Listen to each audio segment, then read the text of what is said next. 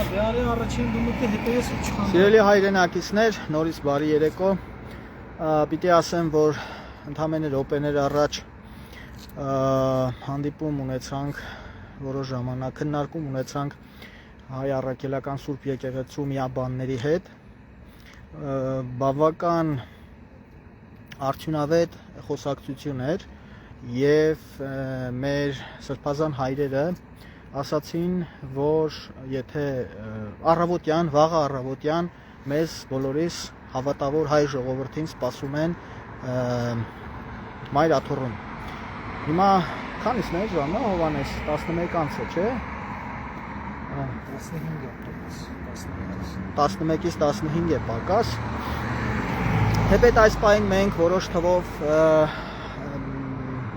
այսպես հավատացյալներ այստեղ ենք, բայց մեր հոգևոր հայրերը, եկեղեցուն հավատարիմ հոգևորականները շնորհակալություն հայտնելով առաջարկեցին գնալ եւ առավոտյան ժամը 9-ին լինել Էջմիածնում Մայրաթոռում, որովհետեւ վաղը կարող են տեղի ունենալ ոչ ցանկալի զարգացումներ։ Մասնավորապես վաղը կարծես թե հանդիպում է տեղի ունենալու եկեղեցին առերևույթ ուրացած այդ եպիսկոպոսների հետ, խոսքը 8-9 եպիսկոպոսների մասին է, ովքեր գնացել էին Նիկոլ Փաշինյանի հետ հանդիպելու, ովքեր հաստատի դեմ են գնացել մեր եկեղեցու, մեր հոգևոր կանոններին եւ դեմ են դուրս եկել ամենայն հայոց կաթողիկոսին։ Ես կարծում եմ, անձամբ ես կարծում եմ, դա ավելի շատ անձնական նպատակներ ունի, հավանաբար նրանցից ամեն մեկը իրեն պատկերացնում է ապագա կաթողիկոս, իսկ դա նշանակում է, որ նրանցից ամեն մեկը ուրացել է հայ առաքելական Սուրբ եկեղեցին, ուրացել է Աստվածաշունչը։ Եվ ես ասեմ, մարդ, որը ուրանում է մեր ազգը, խոսքը Նիկոլի մասին է, ուրանալու է նաև այս մարդկանց եւ բնականաբար զոհաբերելու է։ Սիրելի հայրենակիցներ, առավոտյան ժամը 9-ին 9-ից 10-ի ընթացքում մենք լինելու ենք եւ ձեզ կոչ եմ անում, խնդրում եմ, եթե կարող եք, եթե հնարավորություն ունեք, իսկ ես գիտեմ, որ մարդը եթե ունի ցանկություն եւ չկա անհնար որևէ պայման, ապա կարող է։ Եթե կարող եք, եկեք հավաքվենք այստեղ, որքան շատ լինենք, որքան պինդ լինենք, որքան սկզբունքային լինենք ու կամային լինենք, այնքան մեր ուժը ավելի մեծ կլինի։ Մեր միաբան հայրերը իրենց օրհնությունը փոխանցեցին մեր բոլոր հավատացյալ հայրենակիցներին, ասացին, որ իրենք պինդ են, վեհափառը ասացին, որ ուրախ է նրանով, որ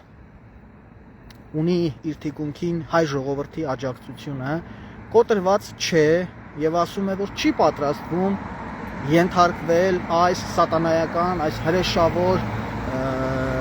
գործողություններին։ Եվ պիտի ասեմ, որ օրինակ կա 56 եպիսկոպոս, 56 եպիսկոպոսից 8-ը 9 է ուրացել Մայրաթոռը։ Հետևաբար դա նշանակում է, որ մենք պիտի խոսենք, մտածենք ոչ թե վատի, այլ այդ 56-ից 8-ն է ուրացել, բայց այնտեղ մեծ թվով հոգևոր հայրեր կան, ովքեր շարունակում են հավատարիմ մնալ։ Թիկունք լինենք նրանց, որպեսզի նրանք իրենց կամքով ամուր պահեն։ Նաև մեր միաբանները խնդրեցին այն թեմական խորհուրդների անդամներին, որոնց առաջնորդները այսպես ուրացել են եկեղեցին, թող հանկարծ որևէ պարագայում չհեռանան թեմական խորհուրդներից, որովհետև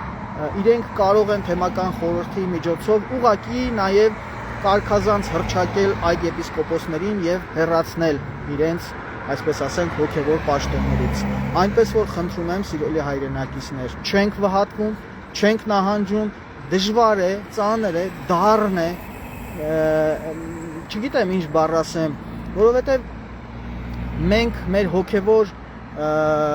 սնունդը պատկերացնում ենք, որ ստանում ենք մեր հոգևոր հայրերից եւ հանկարծ հոգևոր հայրերի մեջ հայտնվում են դավաճաններ։ Բայց ինչ արած, հայոց պատմության մեջ եւ ընդհանրապես համաշխարհային պատմության մեջ շատ են եղել այդպիսի դեպքեր։ Սա առաջին դեպքը չի, ցավոք սրտի առաջին դեպքը չի, բայց մենք ապրում ենք մեր պատմության ամենադառն օրերից մեկը եւ մենք ժամանակավոր կորցրինք Արցախը, մենք ունեցանք ցավալի այլ կորուստներ։ Ես չէի ուզենա, որ մենք կորցնենք նաեւ Մայրաթորը։ Հետևաբար ձեր մեջ ուժ գտեք, ոչ թե հանձնվեք, ինչը Նիկոլն է ուզում, այլ վաղ առավոտ ժամը 9-ին, 9-ից 10-ի ընթացքում եկեք Մայրաթոր եւ մեր սրբազան հայրերի, մեր եկեղեցուն հավատարիմ, Մայրաթորին հավատարիմ, հայ առաքելական սուրբ եկեղեցուն հավատարիմ հայրերի հետ նրանց առաջնորդությամբ որոշենք, թե ինչ ենք անում։ Սպասում ենք բոլորիդ, լավ մնացեք սիրելի հայրենակիցներ եւ Աստված մեզ բոլորիս պահապան, Աստված պահապան մեր հայրենիքին եւ հայ առաքելական սուրբ եկեղեցուն։ Ամուր եղեք, մենք կհասնենք հաջողության Աստծով։